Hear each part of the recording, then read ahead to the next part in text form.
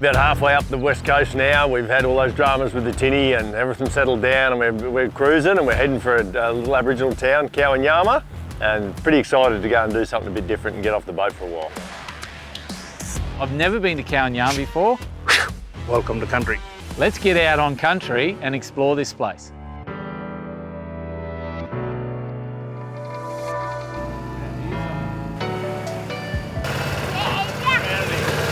How friendly is this community? We go in to get some fuel and a few groceries, and the kids are like awesome.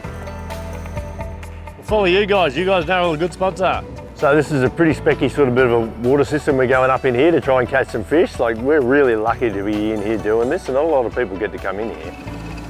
Better that one. A little bit better. Keep him. Keep that one. Oh yeah.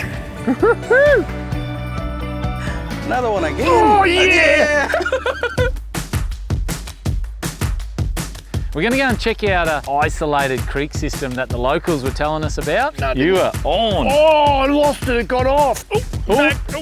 Simon, he's funny when it comes to fishing. It's like, he's on. And you don't know whether it's like a massive fish or a little fish because it's the same reaction each time.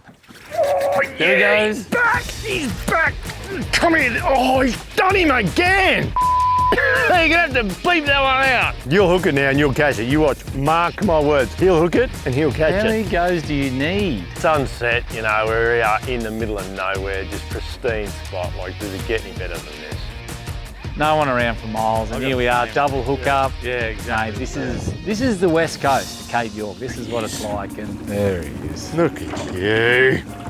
When you think you've seen everything, you change the way you explore, and look what happens. It just opens up new places.